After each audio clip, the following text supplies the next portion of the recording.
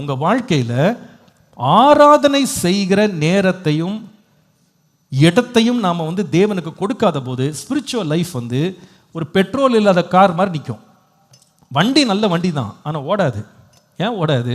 உள்ள என்ன இல்லைன்னா பெட்ரோல் இல்லை. சிந்தனை ஃபுல்லாக வீணாக போச்சு. உணர்வில்லாத இருதயம் இருளடைஞ்சு போச்சு.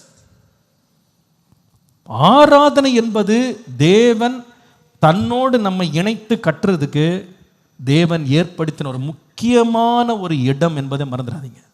அன்றைக்கும் இந்த ஜனங்களை கர்த்தரை ஆராதிக்கும்படி அனுப்பிவிடு அப்படின்னு மோசையின் மூலமாக ஆண்டவர் பார்வோனுக்கு பேசினார்.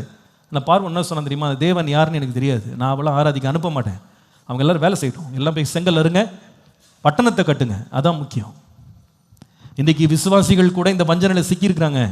ஏங்க இதாங்க முக்கியம், செங்கல் அறுக்கணும், பட்டணம் கட்டணும், உலகத்தில் நம்ம நல்லா இருக்கணும். டைம் கிடைச்சா எப்பயாவது வருஷத்துக்கு ஒரு முறை சர்ச்சுக்கு போயிட்டு வரலாம். முக்கியமானது நிறையா இருக்குங்க, நிறைய இருக்கு, அதெல்லாம் முக்கியப்படுத்தணும். சர்ச்சுக்கு லேட்டாக போயிட்டு சீக்கிரம் கிளம்பி போயிடலாம், விடுங்க. இப்படி தான் நிறைய பேர் இன்னைக்கு பார்வோனை போல யோசிக்கிறாங்க. ஆனால் உங்களுக்கு தெரியல, இந்த ஜனத்தை ஏற்படுத்தினதே என்னை துதிக்கும்படியாக. ஹல்லேலூயா. கர்த்தரால் மீட்கப்பட்டவர்கள் ஆனந்த களிப்புடன் பாடி சியோனுக்கு திரும்பி வருவார்கள். நித்திய மகிழ்ச்சி அவர்கள் தலையின் மேல் இருக்கும், சஞ்சலமும் தவிப்பும் ஓடி போயிடும். இந்த மீட்கப்பட்டவர்களுக்கே ஒரு அடையாளம் என்னன்னு கேட்டால் ஆராதிக்கிறவங்களா இருப்பாங்க, கர்த்தரை பாடி துதிக்கிறவர்களா இருப்பாங்க. ஒரு விசுவாசி ரொம்ப கவனமாக இருக்க வேண்டிய ஒரு காரியத்தில் ஒன்று, தேவனை மகிமைப்படுத்தவும் ஸ்தோத்தரிக்கவும் மறக்கக்கூடாது. இன்னைக்கு நிறைய பேர் அறிந்தோ அறியாமலோ தெரியல, சில பேர் என்ன பண்ணுறாங்க, கூட்டம் வரல அதனால வர்ஷிப் பண்ணுங்க, இன்னும் கொஞ்சம் 10 நிமிஷம் பண்ணுங்க, இன்னும் 10 நிமிஷம் பண்ணுங்க, இன்னும் கூட்டம் வரட்டும் அப்படின்னு வர்ஷிப்பை காலத்தை போக்குறதுக்கு யூஸ் பண்ணுறாங்க. சில பேர் எப்படி இருக்காங்கன்னா, வர்ஷிப்பை அவங்க என்ன நினைக்கிறாங்கன்னா, வர்ஷிப் டைம், சர்ச்சுக்குள்ளே கூட ஒரு வர்ஷிப் டைம்ன்றதை நிறைய பேர் செகண்டரியாக பார்க்குறாங்க. இப்போ 7 மணி சர்வீஸு, நமக்கு கண்டிப்பாக தெரியும் 7 மணிக்கு சர்ச் ஆரம்பிக்க போது சர்வீஸ் ஆரம்பிக்குதுன்னு. பெரும்பாலான விசுவாசிகள் என்ன மனநிலையில் வர்றாங்க தெரியுமா? இன்னும் பிரசங்கம் ஆரம்பிக்கலை, வர்ஷிப் தான் பண்ணிக்கிட்டு இருக்காங்க. அதனால வர்ஷிப்புக்கு போகாட்டி கூட பரவாயில்லை, இப்போ போகிற போக்கில் பாஸ்டர் 8:30 தான் ஆரம்பிக்கிறார் பிரசங்கம், 8:30 எப்படியாவது உள்ளேயோ வெளியவோ ஓரத்துலையோ வெளியவோ அப்படி பாதி கேட்டு பாதி கேட்காம அப்படி உட்காந்துக்கலாம், எங்கேயாவது இடம் கொடுப்பாங்க உட்காந்துக்கலாம். வர்ஷிப்புக்கு போகாட்டி பரவாயில்ல, வர்ஷிப்லாம் ஏமாந்தவங்க செய்கிற வேலை அப்படின்னு சில பேர் நினைக்கிறாங்களோ என்னமோ தெரியல. So worship is not given importance.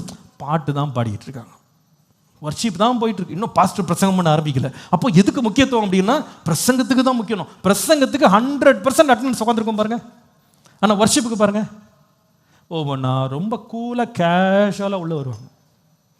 Because we think worship is not very important. அது செகண்டரி ரோல், அது சும்மா மியூசிக், அது சும்மா ஒரு செலிப்ரேஷன், அது சும்மா ஒரு ஃபில்லர் மாதிரி, ஸ்டார்டிங்கில் ஏதோ போடுறதுக்கு ஒரு இன்ட்ரோ கொடுக்குற மாதிரி கொடுத்துட்ருக்காங்க. முக்கியமானது வசனம் தான். வசனம் முக்கியம் இல்லைன்னு நான் சொல்லலை, பட் ஆராதனையை ஒரு தேவனுடைய பிள்ளை அசட்டை பண்ணக்கூடாது. ஒரு பிள்ளையினுடைய ஸ்பிரிச்சுவல் லைஃப் பில்ட் ஆகிறதுக்கு பர்சனல் அண்ட் கார்ப்பரேட் வர்ஷிப் அப்படின்றது ரொம்ப முக்கியம். தனிப்பட்ட ஆராதனையும் கூடி ஆராதிக்கிற ஆராதனைக்கும் முக்கியத்துவம் கொடுக்கப்பட வேண்டும். இதில் சபையானது கவனம் செலுத்த வேண்டும். நம்முடைய சபைக்காக நான் சந்தோஷப்படுறேன். பெரும்பாலானோர் நீங்கள் 7 மணிக்கு முன்னாடி உட்காந்துருக்கீங்க ஆராதனையில், நீங்கள் முழு ஆராதனையும் நீங்கள் என்ஜாய் பண்ணி கர்த்தரை புகழ்ந்து பாடி அவரை மகிமைப்படுத்தி ஸ்தோத்தரிக்கிறதுல நீங்கள் இன்வால்வ் பண்ணுறது எனக்கு ரொம்ப சந்தோஷம்தான். சமீபத்தில் ஒருத்தர் சொல்ல கூட கேட்டேன், பாஸ்டர் 7:10 மேலே வந்தால் உள்ள இடம் கிடைக்க மாட்டேங்குது, அதுக்காகவே ஓடி வந்துடுறேன். சில பேர் சேரை பிடிக்கிறதுல இன்ட்ரெஸ்ட் காட்டுறீங்க, இதில் வேறு ரிசர்வேஷன் வேறு, இந்த வர்றாங்க வர்றாங்க வர்றாங்க வர்றாங்க வர்றாங்க 8 மணி வரைக்கும் சீட்டை பிடிச்சி வச்சிருக்கு. ஏன்னா உள்ள என்ன கிடைக்கணும், நம்மளுக்கு ஏசிக்குள்ள இடம் கிடைக்கணும். அதுக்காக பேக்கை போட்டு வைக்கிறது, பைபிளை போட்டு வைக்கிறது, துணியை போட்டு வைக்கிறது. ஆனால் வர்ற ஆள் பார்த்தீங்கன்னா கூலாக உள்ள உட்காருது. நமக்கு பேக்கை போட்டாங்க, நம்ம 8 மணிக்கு என்ன பண்ணலாம், உள்ள உட்காரலாம். ஆராதனை போனால் என்ன, அதெல்லாம் மற்றவங்க செய்யட்டும், வேலை இல்லாதவங்களாம் ஆராதனை பண்ணட்டும். நம்மளாம் ரொம்ப பிஸியான ஆட்கள், நம்ம கரெக்டாக மெசேஜ் போட்டு போயிட்டு உடனே ஓடி வந்துடணும். நம்ம ரொம்ப பயங்கர பிஸியாக இருக்கும், நம்மளாம் ரொம்ப இம்பார்ட்டன்ட் விஐபிஸ். நம்ம லேட்டாக சீக்கிரமாக கிளம்பணும். இந்த மாதிரி ஒரு ஆட்டிடியூட் நமக்குள்ள ஏன் வந்துருச்சு அப்படின்னா, we didn't know the purpose of worship. ஆராதனுடைய நோக்கமும் ஆராதனுடைய விலையும் நமக்கு தெரியல. வேதம் சொல்றது இவங்க தேவனை அறிஞ்சிட்டாங்க, ஆனா தேவனை மகிமைப்படுத்தவோ தேவனை ஸ்தோத்தரிக்கிறதுக்கோ அவங்க இம்பார்ட்டன்ஸ் கொடுக்கல. அதனுடைய அவுட்கம் என்ன பாருங்க, விளைவு என்னன்னா சிந்தனையில வீணரா போயிட்டாங்க.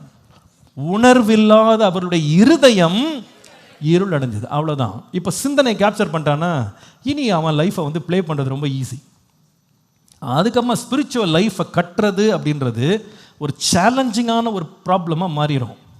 நீங்கள் வேணால் கவனிச்சு பாருங்க, விசுவாசிகள் ஏசி ஆவடி கவனிங்க, நீங்கள் சர்ச்சுக்கு வர்றது வந்து மெசேஜ் கேட்கறதுக்கு இல்லை, ஆராதிக்கிறதுக்கு. உங்கள் ஆட்டிடியூட்ல ஒரு சேஞ்ச் வரணும்.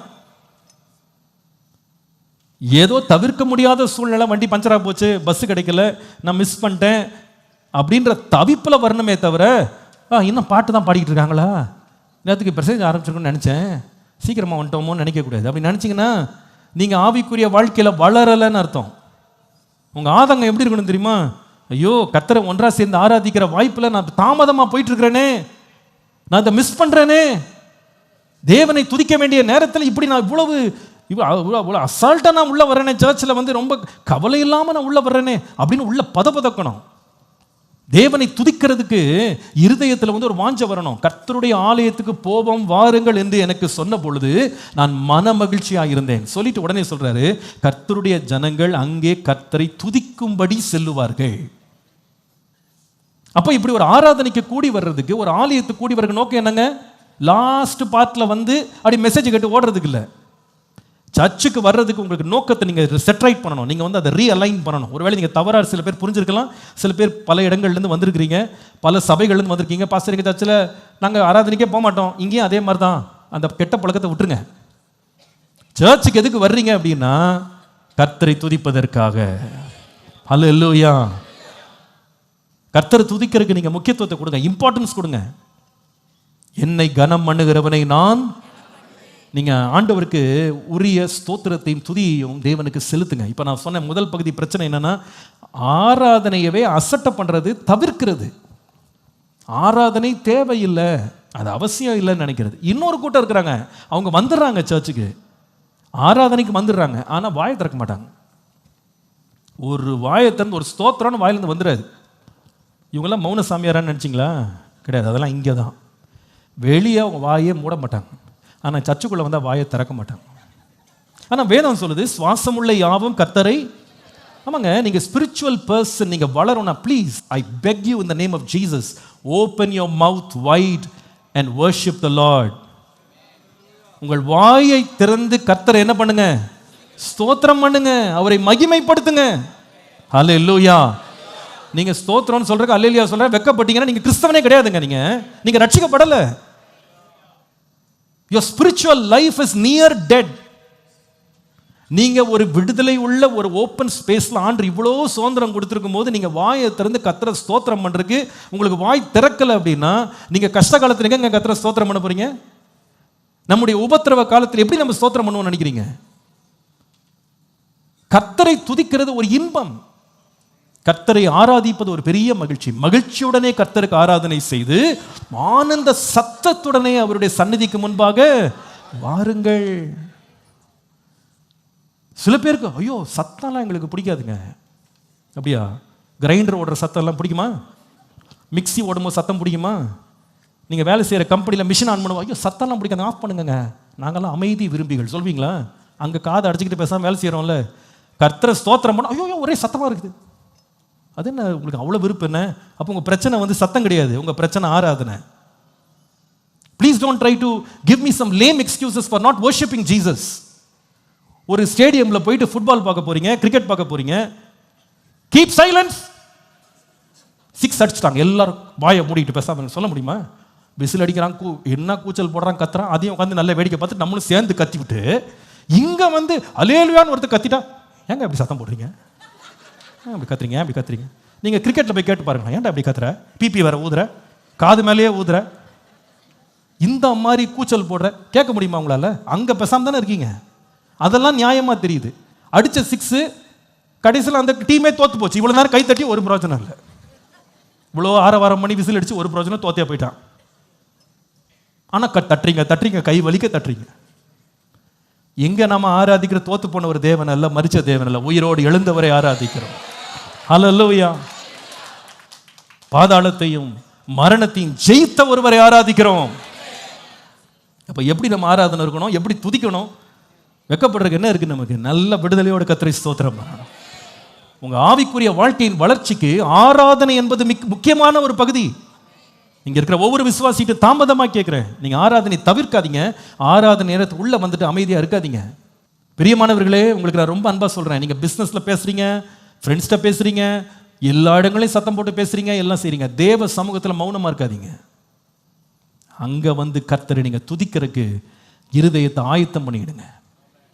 சில பேருக்கு பாட்டு பாடினாலும் உடனே தியானத்துக்குள்ள போயிடுது. உடனே என்ன பிரச்சனை யோசிப்பாங்க, என்ன என்ன யோசிப்பாங்க, என்ன தத்துவத்தை யோசித்துட்டு இருப்பாங்க, என்ன அப்படி ரொம்ப யோசித்து. பைபிள் ஒரு வசனம் இருக்கு, உம்முடைய செய்கைகளை தியானிப்பேன்,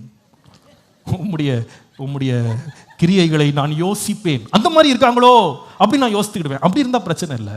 ஆனால் தியானம் பண்ணும்போது வேதம் சொல்லுது, உள்ள என்ன பண்ணுச்சான், அக்கினி மூண்டதுன்னு போட்டிருக்கு. நீங்கள் தியானம் பண்ணுற 2 நிமிஷம் கூட எடுத்துக்கிடுங்க, ஒன்றும் பிரச்சனை இல்லை. அதுக்கப்புறமா வாய் திறந்து என்ன பண்ணணும், கர்த்தரை துதிக்கணும். என்னப்பா சார் வாய்க்கு அவ்வளோ முக்கியமாமா? நான் பாடும்போது என் உதடுகளும் நீர் மீட்டு கொண்ட என் ஆத்துமாவும். நீங்கள் நிறைய பேர் நிறைய ட்விஸ்ட் பண்ணி வச்சுருக்கீங்க மைண்டை. அந்த ட்விஸ்ட்ல இருந்தெல்லாம் எடுத்துருங்க மைண்டை. நாங்கள் மனசுக்குள்ள கர்த்தரை ஆராதிச்சுக்கிட்டு இருக்கோம். மனசுக்குள்ள உங்கள் மனைவிட்ட சொல்லி பாருங்களேன், உன்னை மனசுக்குள்ள நேசிக்கிறேன், பேச மாட்டேன் உங்ககிட்ட. கன்னத்தை பத்திரமா பார்த்துக்கணும். உங்கூட எவன் வாழுவா? நீ மனசுக்குள்ளேயே கோட்டு கட்டிக்கிட்டு நீ மனசுக்குள்ளேயே வாழ்ந்துக்கோ. வேணா என் ஃபோட்டோ தரேன், நான் கிளம்புறேன்னு கிளம்பிடுவா. சில பேர் மனசுக்குள்ளேயே கர்த்தரை ஆராதிக்கிறேன். இந்த வேடிக்கையெல்லாம் கர்த்தர்ட்ட காட்டக்கூடாது. இருதயம் நிறைஞ்சா வாய் என்ன பண்ணும், பேசுங்க. ஹல்லேலூயா. கர்த்தரை நீங்க நேசிச்சிட்டீங்களா? என்னங்க வெக்கம் கேட்குது, என்ன வெக்கம்? சில பேர் வெக்கம் வேற. ஓய் பாஸ்டர், நான் இப்போ வந்து மேனேஜர் போஸ்ட் வந்துட்டேன், கொடுத்தது தப்பா போச்சு உனக்கு. என்ன மேனேஜர், பெரிய மேனேஜர்? நம்ம உட்கார்ந்துருக்க ஆண்டவர் வானத்தையும் பூமியும் படைத்த தேவன் உட்கார்ந்துருக்கிறார். ஹல்லேலூயா. இப்போ நான் ரொம்ப படிச்சுட்டேன் பாஸ்டர், இப்போ தான் நான் டிகிரி வாங்கிட்டு வந்திருக்கேன். கேர்ஃபுல்லாக இருக்கு. டிகிரி என்ன டிகிரி? ஏன் டிகிரி படிக்க வச்சதே கர்த்தர், இந்த ஞானத்தை கொடுத்தது கர்த்தர். எல்லா நல்ல ஈவும் பூரணமான எல்லா வரமும் ஜோதிகளின் பிதாவினிடத்திலிருந்து இறங்கி வந்திருக்கிறது. ஞானத்தை அருளுகிறவர் கர்த்தர். ஹல்லேலூயா. அவருக்கு முன்னாலெல்லாம் நீங்க வந்து பெருமை பாராட்டாதீங்க. தாவீது வந்து ஆட்டு இடையனா ஆரம்பிச்சு கடைசியில் தலையில கிரீடம் சூட்டின ராஜாவாக உட்கார்ந்தான். அவன் கொடுத்த காணிக்கை எவ்வளவு தெரியுமாங்க? 118 டன் கோல்டு கொடுத்தான் கர்த்தருடைய ஆலயத்துக்கு. 118 டன் கோல்டு. சில்வர் வந்து 273 டன்ஸ் ஆஃப் சில்வர் காணிக்கையா கொடுத்தான் கர்த்தருக்கு. எப்படிப்பட்ட பணக்காரனா இருந்திருப்பான் பாருங்க. இவ்வளோ பெரிய பணக்காரன், இவ்வளோ பெரிய அதிகாரம் உள்ளவன், தேசத்தின் அதிபதி ராஜா கர்த்தருடைய ஆலயத்தில் தரையில் உட்கார்ந்து சொன்னானா, தேவரீர் என்னை இதுவரைக்கும் கொண்டு வந்ததற்கு நான் எம்மாத்திரம், என் வீடு எம்மாத்திரம்னு தரை மட்டும் தன்னை தாழ்த்தினான். பிரியமானவர்களே, உங்க ஸ்பிரிச்சுவல் லைஃப் உடைய ரிவைவலுக்கு ஸ்டார்ட் வர்ஷிப்பிங் காட். பிசாசுக்கு நல்லா தெரியுங்க, நீ ஆவிக்குரிய வாழ்க்கையில வளர போறன்னா ஆராதிக்க விட மாட்டான். நீ ஆராதிக்காத, வாய் திறக்காத, சும்மா இரு. நீங்க சொல்லுங்க, இல்லை நான் தேவனை அறிந்திருக்கிறேன், நான் தேவனை மகிமைப்படுத்தி தேவனை ஸ்தோத்தரிப்பேன். நல்ல கரங்களை வைத்து ஒரு ஆமீன் சொல்லுங்க. ஹல்லேலூயா. இன்னைக்கு இங்க இருக்கிற நிறைய பேர், நீங்க கர்த்தரால் மீட்கப்பட்ட நாள்ல நீங்க ரொம்ப மகிழ்ச்சியோடு கர்த்தரை ஆராதிச்சீங்க, நீங்க விட்டுட்டீங்க. அதை something has stopped your worship. இது பிசாசுடைய வஞ்சனைன்றதை மறந்துடாதீங்க. ஏன்னா அவன் ஆராதனைக்கு விரோதமானவன். தேவன் ஆராதிக்கப்பட வேண்டிய இடத்துல தன்னை வச்சான். கர்த்தருடைய சிங்காசனத்தை தன்னை வச்சு என்ன ஆராதிங்க அப்படின்னு நின்னா கர்த்தர் தூக்கி போட்டார் அவனை. அன்றைக்கு ஆராதனைக்கு விரோதமாய் செயல்பட்டவன் இன்றைக்கும் ஒவ்வொரு விசுவாசியும் ஆராதிக்கிறத ஸ்டாப் பண்ணுவான், டிஸ்கரேஜ் பண்ணுவான். நீ ஆராதிக்கிறது எதுக்கு ஆராதிக்கிற? எதுக்கு சர்ச்சுக்கு ஆராதிக்கலாம் போற? பிரசங்கம் மட்டும் கேட்க போ, வாயை மூட்டு வந்துரு. இதுதான் நம்மளுக்கு கொடுக்கப்படுகிற வஞ்சனை. உங்களுக்கு பிரியமானவர்களை, தாழ்மையா உங்ககிட்ட கேட்கிறேன், உங்க ஸ்பிரிச்சுவல் லைஃப் கட்டப்படணும் நீங்க விரும்புறீங்களா? the first step is to build your mind. build your mind. அந்த மைண்ட் வந்து டார்க்கன் ஆகாம இருக்கணும்னா, அது இருளடைஞ்சு போகாம இருக்கணும்னா, நீங்க தேவனை மகிமைப்படுத்தி ஸ்தோத்திரம் பண்ணுங்க. ஹல்லேலூயா. 10 குஷ்டரோகி சுகமானா, ஒருத்த மட்டும் தான் திரும்பி வந்தான். ஆண்டவர் கேட்டார், எங்கப்பா மீதி 9 பேர் எங்கப்பா, எங்க போனாங்க? ஆமாம், நீங்கள் ஆராதனைக்கு வராத போது கர்த்தர் கேட்பார், எங்கே போன நீனு, எங்கே போனேன்? வாரம் முழுசும் உனக்கு ஜீவனை கொடுத்து, பலனை கொடுத்து, சத்துவம் கொடுத்து, சம்பளம் கொடுத்து, உனக்கு நல்ல சுகம் கொடுத்து, உன்னை வாழ வச்சிருக்கேன், எங்கே போன நீனு? என் ஆராதிக்கிறதுக்கு வரக்கூடாதான்னு ஆண்டவர் கேட்பார். இன்றைக்கு ஒரு உணர்வு உள்ளவர்கள் அந்த சபை மாறணும். அடுத்த வாரம் வரும்போது எப்படி வரணும் தெரியுமா? நான் கர்த்தரை துதிக்க போனோம், கர்த்தரை ஆராதிக்க போனோம். பிரசங்க கேட்க போகிறது ரெண்டாவது, அது அடிஷன். கர்த்தர்கிட்ட வாங்குறது இல்லை, நான் கொடுக்க போனோம். கர்த்தருக்குரிய கனத்தையும் மகிமையும் ஸ்தோத்திரத்தை நான் செலுத்த வேண்டும். ஹல்லேலூயா. சில பேர், பாஸ்டர் 45 minutes வர்ஷிப்லாம் ரொம்ப லாங், ½ an hourல குறுக்கிடுங்க. நான் உங்கள்கிட்ட கேட்குறேன், வேலை மட்டும் எவ்வளோ நேரம் செய்கிறீங்க ஒரு நாளைக்கு? கேட்டு பாருங்களேன் உங்கள் மேனேஜர்கிட்ட.